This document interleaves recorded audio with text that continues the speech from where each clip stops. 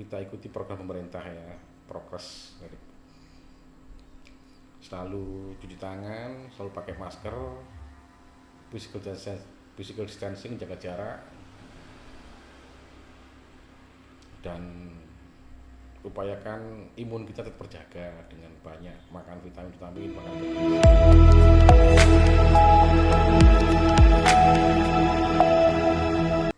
Hello everybody, how are you? Welcome to Kangguru Channel Excellent. Pada malam hari ini kita kedatangan seorang presiden. Presiden di kawasan RT 2 RW 15 Petiken Ndriyorjo Gresik. Kita sambut Bapak Heru Esa. Assalamualaikum Pak Heru. Waalaikumsalam warahmatullahi wabarakatuh. Bagaimana kabarnya malam hari ini? Alhamdulillah baik, sehat. Mudah-mudahan Pak Muhtaram juga sebaliknya sehat selalu. Rupanya sangat sibuk ya menangani RT kita. Ya, ini adalah sebuah tanggung jawab dari kita, dari pengurus kampung. Jadi kita melayani warga semuanya. Oke. Sebelum ngomong-ngomong lebih jauh tentang bagaimana penanganan yang ada di sini, saya kepingin tahu dan saya pikir para pemirsa juga kepingin tahu siapa sebenarnya Pak Heru ini. Saya sih seorang pekerja di perusahaan farmasi di manufacturing PT Indo Abadi Sari Makmur. Nah, produk kita salah satu yang cukup dikenal oleh masyarakat adalah guyup cap cabai. Iya. Terus dari segi di mana sebenarnya asal mula Pak Heru itu sehingga sampai di sini dan menjadi presiden itu bagaimana ceritanya itu? Saya adalah bagian dari warga yang kebetulan pada saat itu ada pergantian pengurus dari RT dan saya pun berharap untuk tidak terpilih. Tapi karena masyarakat akhirnya mengamanatkan ke saya, ya saya terima. Oh, jadi presiden itu kan artinya enak. Kenapa nggak mau dipilih jadi presiden di kawasan RT kita? Kalau presiden di tingkat negara itu kan ada sesuatu atau mungkin anggaran-anggaran yang sudah dijob-jobkan. Selain kewajiban ada hak. Tapi kalau di tingkat RT banyak kewajibannya. Iya. Kan nggak ngawur, artinya orang-orang RT 2 milihnya itu nggak ngawur. Tentu dengan tahu bagaimana sih cerita daripada RT 2 ini. Asal mulanya bagaimana sebenarnya? Ya, RT 2 adalah sebuah kawasan yang di Granit Kumala. Ya, ini adalah warga-warganya kan banyak pendatang.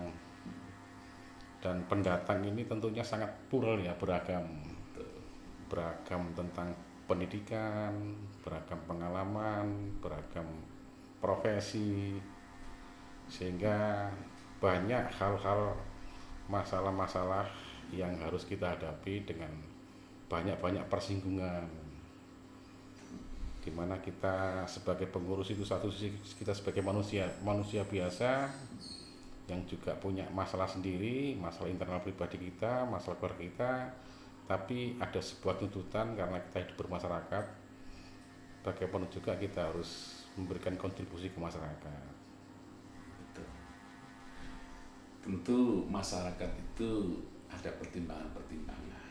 Bisa jadi pertimbangan yang ada adalah bagaimana pendidikan jenengan sebenarnya, background daripada pendidikan yang sampai lakukan. Saya dulu pernah sekolah di SD daerah Sutopo, pindah ke Manuan, terus SMP Negeri 14 Surabaya, SMA Negeri 12 Surabaya. Saya melanjutkan pendidikan guru di IKIP Malang.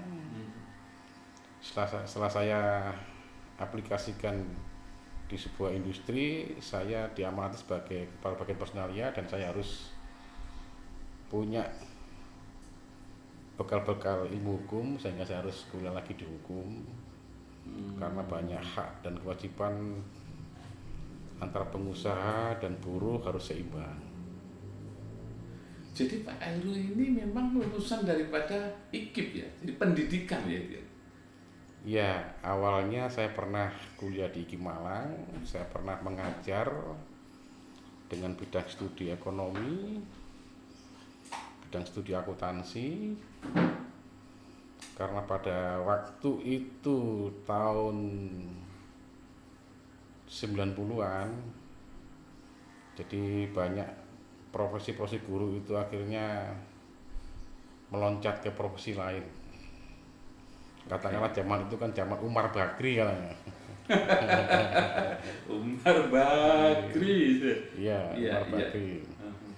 Sehingga pilihan saya harus mencoba ke profesi lain.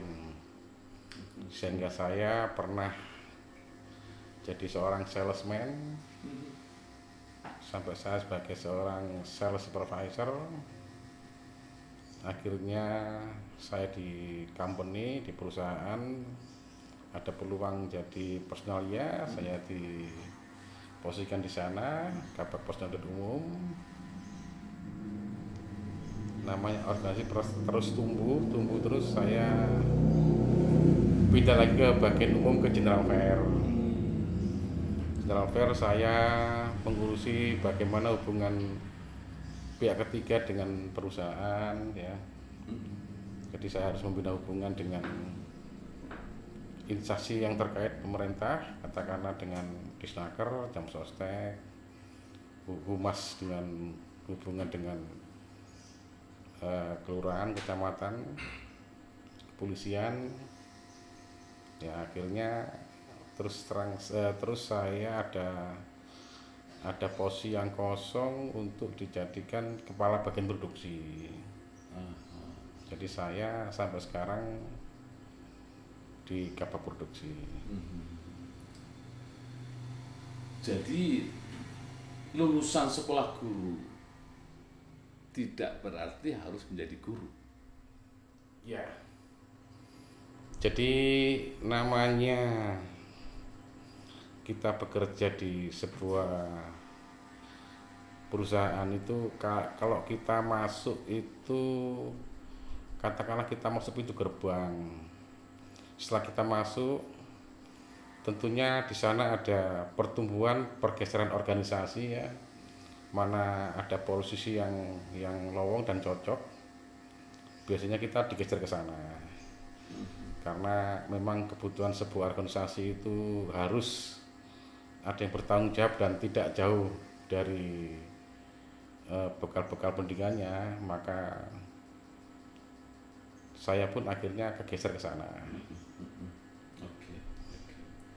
Nah, akhirnya dari posisi tersebut terinspirasi untuk melanjutkan menjadi sarjana hukum.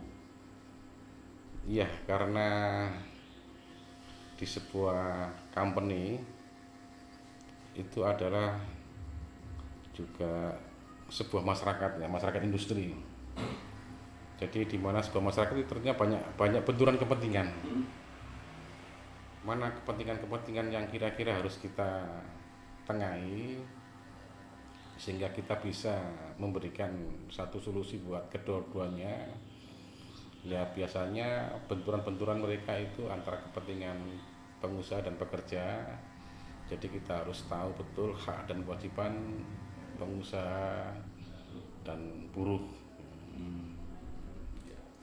Nah, akhirnya dengan menjadi presiden atau ketua RT ini tentu tidak menjadi masalah bagi Pak Heru ya. Ya itu tentunya sebuah proses berjalan ya, sebuah proses yang berjalan tatkala sebuah komunitas warga yang harus ada diwakili oleh seorang ketua, maka harusnya ditunjuk seorang ketua, dan ketua itu pun harus kita florkan ke warga ya, yang menurut mereka pantas untuk menerima amanat enggak itu bagi mereka yang memilih itu. Dan apakah menjadi ketua RT cukup menantang? Wah iya, sangat-sangat menantang. Kelihatan kok meyakinkan menantangnya itu. Gimana tantangannya apa sebenarnya? Ya sekarang ini kita di masyarakat yang perkotaan ya, artinya masyarakat perkotaan banyak persinggungan ya, banyak kepentingan-kepentingan yang terkait dengan kebiasaan yang ada di masyarakat, dan juga pembaharuan yang kadang-kadang masyarakat belum bisa terima, kadang-kadang ada sebuah konflik ya kita harus bisa nengahi, kadang-kadang ada sebuah anjuran dari pihak yang lebih atas lagi, struktur RW dan kelurahan. Nah tentunya kita harus bisa mengawal kebijakan-kebijakan pemerintah. Kadang-kadang masyarakat yang belum paham ya, dan dianggap sebuah RT atau ketua RT itu harus bisa mengatasi semuanya. Betul. Bisa mengatasi semuanya itu karena sekarang butuh kemajemukan profesi ya. Listrik ada sendiri, kadang-kadang untuk menggerakkan motivasi orang ya harus ada ilmunya sendiri. Untuk ngelola masyarakat juga ada seni-seni sendiri, sehingga kita bisa mengoptimalkan, memotivasi sesuai dengan tujuan-tujuan bangunan masyarakat. Dengan kata lain, profesi RT pada saat ini cukup menantang. Apakah itu harus dibutuhkan seorang sarjana untuk ngurus itu? Ya tentunya tidak selalu. Maksudnya tidak selalu itu, tapi juga butuh pengetahuan pendukung Pak ya. Pengetahuan pendukung itu terkait dengan bagaimana kita ngelola masyarakat sehingga tujuan-tujuan kita bisa maksimal. Jadi memanage kepentingan-kepentingan masyarakat, dan juga karena kita di kota banyak hal-hal yang terkait dengan pemerintahan itu harus kita ikuti dan kita terjemahkan ke mereka. Dan masyarakat itu yang paling terbawa ya, itunya kan banyak trouble, banyak problem, banyak masalah ya. Sehingga anggapan mereka itu kita yang mewakili pemerintahan yang terkecil harus bisa ngatasi. Iya, boleh. Jadi pada intinya adalah harus kita perhatikan kepentingan daripada masyarakat itu kan. Iya. Nah, kita lanjutkan dengan situasi yang saat ini, Pak RT. Saat ini kan, ya saya mendapat informasi bahwa di daerah Kota Baru Ndirorejo ini secara umum sudah merupakan daerah merah, termasuk juga di RT kita. Sebagai seorang ketua itu kira-kira apa langkah-langkah untuk menyelesaikan itu supaya nanti nggak menjadi merah lagi zonanya, tapi menjadi bebas daripada COVID? Ya mungkin kalau istilah merah itu kan dalam bahasa pemahaman mereka ya. Kita sih nggak menyebut merah. Kita ya harus waspada, mengikuti program pemerintah. Jadi prokesnya harus kita ikuti ya, cuci tangan, pakai masker, hindari kerumunan, jaga imun, istirahat yang cukup, sehingga kekebalan kita lebih kuat. Tapi kan nggak gampang menghimbau rakyat untuk bisa melakukan itu, kan nggak gampang. Ya bener mah nggak gampang. Nggak gampangnya kita menghadapi yang masyarakat yang pluralistik beragam. Jadi kalau yang mereka yang memang mereka paham dan benar, ya mereka bisa mendukung. Tapi kadang-kadang ada orang-orang yang memang dengan kesadaran yang tidak tinggi, ya mereka menganggap bahwa ini apa menurut mereka tidak tidak mengenakan. Iya, iya, iya. Nah, tentu mengenai COVID ini kan masalah-masalah serius, sehingga tentu tiap-tiap kawasan seperti RT kita itu kan ada usaha-usaha bagaimana untuk memperlambat atau membebaskan daripada COVID itu. Usaha apa selama ini dilakukan? Ya, sementara kita tetap anjuran pakai masker ya. Kita mengurangi kerumunan ya. Kita juga upayakan ada penyemprotan. Penyemprotan itu salah satu bentuk upaya untuk mengurangi penyebaran. Penyemprotan, kemudian yang lain-lain itu apakah masuk dalam, kan begini, dalam rancangan-rancangan yang ada, setiap desa itu kan dapat dana yang dari atas itu kisaran 1 M itu. Apakah ada nggak turun? Ada yang turun misalkan untuk penyemprotan, untuk yang lain-lain itu ada nggak dana khusus yang dari pemerintah? Kita untuk penyemprotan kemarin dari pihak kelurahan kita diberikan 2 botol disinfektan.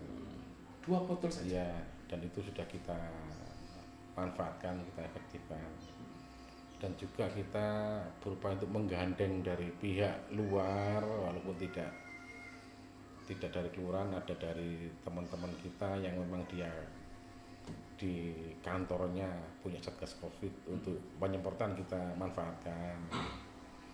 Selain itu yang dari kelurahan pun juga kita manfaatkan untuk yang hari-hari tertentu bisa untuk kita semprotkan, dan untuk yang lain kita swadaya ya.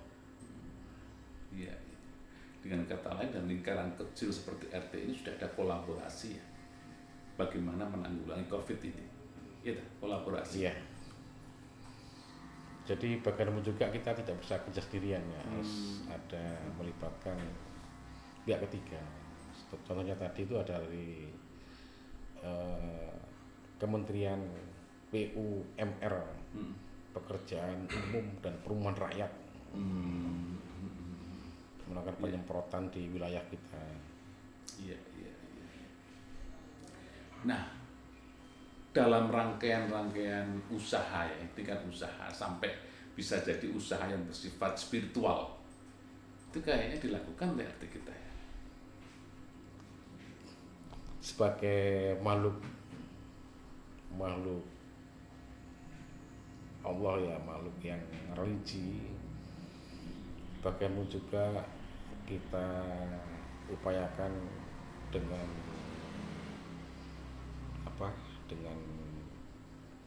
religi juga. Kita melalui sholat pun kita mintakan doa, dan ada acara selamatan yang tujuannya untuk meminta kepada Allah SWT agar pandemi ini cepat berakhir. Kira-kira Pak Heru, ini kalau kita ditonton oleh para hadirin termasuk anak-anak milenial, apa saran yang bisa disampaikan kepada mereka supaya bisa terhindar daripada wabah ini? Ya, yang pasti kita ikuti program pemerintah ya, prokes,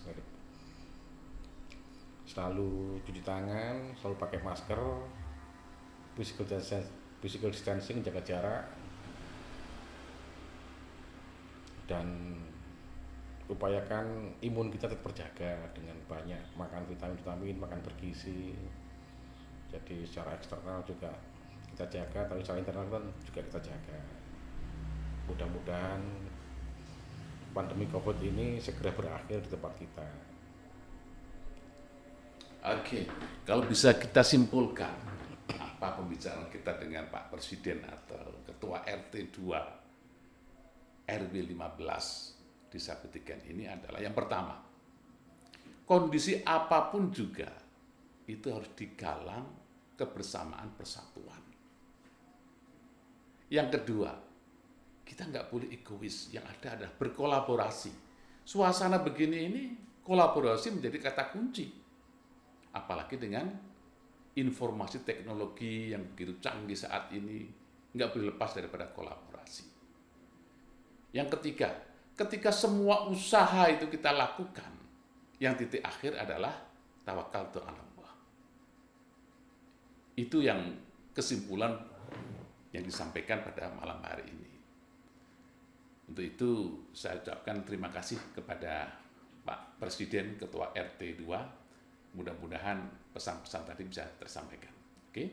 Thank you very much for everybody. Thank you for your watching. Goodbye.